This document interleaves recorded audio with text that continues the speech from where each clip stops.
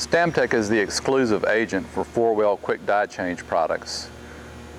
Quick die change products typically consist of bolster extensions, die lifters, hydraulic clamps, a hydraulic power unit to power the clamps and possibly the die lifters depending on the type of die lifters.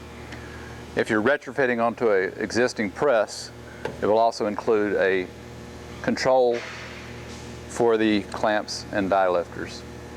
If we're putting it on a new Stamtec press, we can integrate these controls through our OmniLink press control.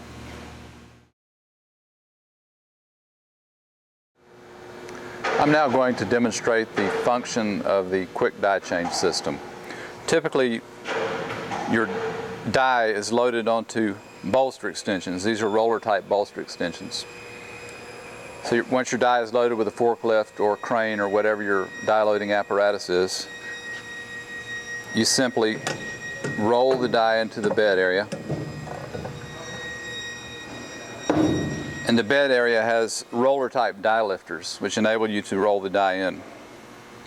Once the die is properly in place, you simply bring the lifters down, which were hydraulically actuated up while the die was rolling in.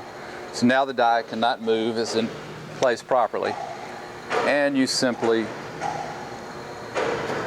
initiate the hydraulic clamps.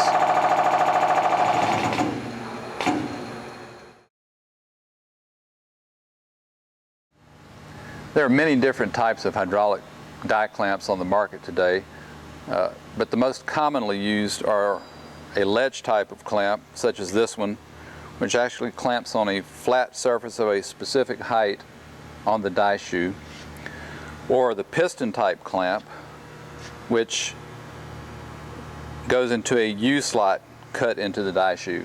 Still needs to be a specific clamping height, and the clamps have to match the clamping height of the die shoe. Typically these clamps are placed by hand in T-slots where they're slid in to place, and then the clamps are initiated. In this case, we actually have a cylinder which inserts the clamps to the correct position and withdraws them also during die removal.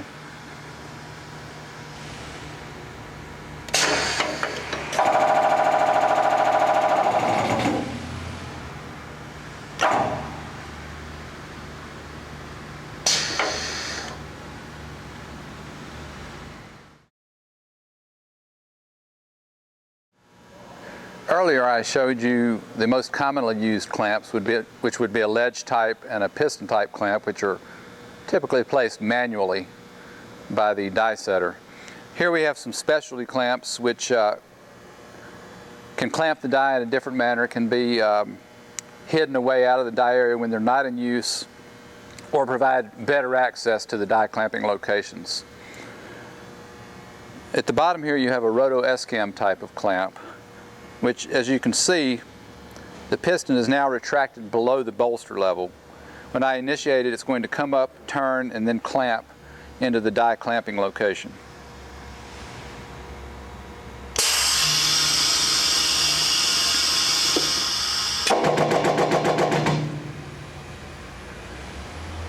Above here we have, actually these are just piston type clamps, but they are mounted on a traveling device so that it could reach into a large die area that might be difficult for an operator to reach otherwise.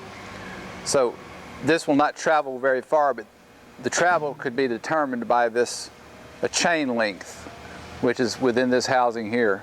So you could actually have this travel quite a distance into a difficult to reach die clamping location.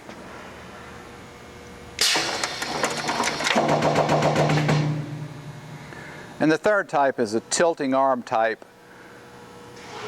so that you don't actually have to remove the clamp. As you can see here, the clamp is bolted above, which would be typically a flange on a slide plate, and the arm tilts out of the way rather than having to remove the clamp completely in order to release the die. Now that happened pretty quickly, so I'll show you one more time. This arm is now at an angle away from the die clamping location.